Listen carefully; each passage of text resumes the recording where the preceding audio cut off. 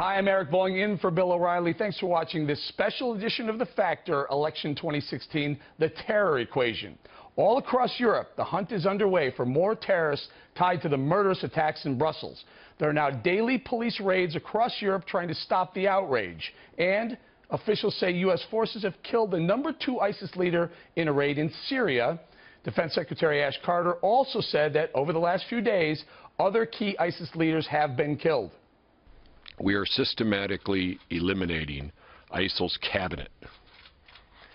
Indeed, the U.S. military killed several key ISIL terrorists this week, including, we believe, Haji Iman, who was an ISIL leader, senior leader, serving as a finance minister, and who also is responsible for some external affairs and plots. Meantime, Secretary of State John Kerry was in Brussels, where he said the U.S. is gaining the upper hand on ISIS. And the very reason that Daesh is resorting to actions outside of the Middle East is that its fantasy of a caliphate is collapsing before their eyes.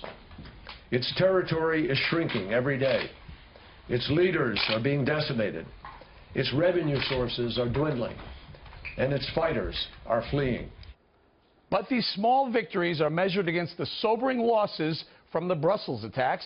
Today we learned at least 2 missing American siblings are among the dead. Joining us now from Washington to put all of this in perspective, Fox News strategic analyst, Lieutenant Colonel Ralph Peters. Colonel Peters, are we so starved for a win that, as Ash Carter points out, we killed the #2 in ISIS?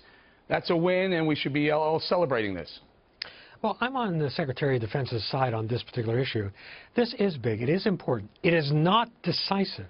But the news that we got, the one he called Haji Imam, also known as Mustafa al-Kaduli and several other names, they're #2. They're VP. They're Joe Biden, as it were.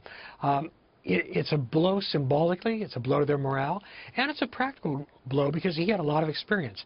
Again, not decisive, but it does matter. However, Colonel, how many #2s, how many Joe Bidens have we got? I remember a bunch of #2s being taken down. I'm still waiting for, I mean, I would say al-Baghdadi, the #1, would be the big daddy to get. Well, it's an incremental fight. The problem here, Eric, is that President Obama fears the consequences of taking action, as a result of which he doesn't take action, and he fails to understand that often the costs of inaction are even greater. In this case, with him ignoring intelligence warnings for years, then calling Islamic State's JV team, the plague has escaped the city walls and now it's spread across the globe. It's a pandemic of the plague of Islamist terrorism. And because he did not act in time, the caliphate is being wounded in Syria and Iraq. But the caliphate now has colonies in Brussels, in Paris, probably some minor ones in North America, in the Philippines, in the subcontinent, in Libya.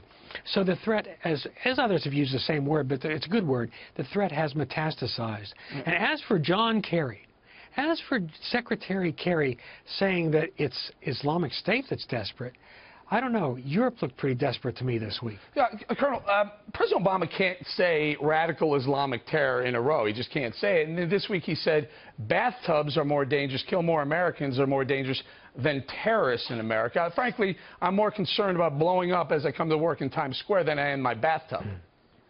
Yeah, and he uses the word existential all the time. It's not an existential threat. There's no logic to that, Eric. Non-lethal diseases are not an existential threat. Petty crime isn't an existential threat. Fender benders aren't an existential threat, but they're not desirable either. And just because a threat can't wipe out every last American doesn't mean we don't take it seriously. I can guarantee you Islamic State Daesh was a really, really, really existential threat to those 2 young Americans who were killed in Brussels. And unfortunately, we may get word that more Americans were killed. What is it? Are we afraid? Are we afraid of offending terrorists? Are we afraid of offending radical Muslims? Well, I think it's a peculiar bigotry on the part of the left, where they're actually the ones that lump all Muslims together. And Muslims are either all good or all bad, and they say they're all good. Muslims are human beings. They come in a lot of different flavors. Islam comes in a lot of varieties.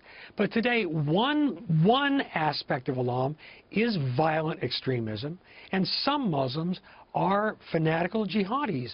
And when the president cannot accept that, when he keeps saying, when the president of the United States, purportedly a Christian, says that's not Islam, that's like the king of Saudi Arabia saying the Pope's not a Christian. It doesn't convince anybody. But the left is so wed, and the president's so wed to this romanticization of Islam that he carried with him from his Indonesian childhood that he just can't get it out. But beyond that, let me just say, back in the 70s, when I joined the Army, things were tough. They really were. But we had a term for the burned-out NCOs and officers in the Vietnam era who were just trying to make their 20 and retire. We called them retired on active duty. Mm-hmm. President Obama is retired on active duty. He doesn't want any drama. He doesn't want any events. He will not take decisive action. Some would call that, Colonel Peters, lame duck. We'll leave it right there. Colonel Peters, thank you very much.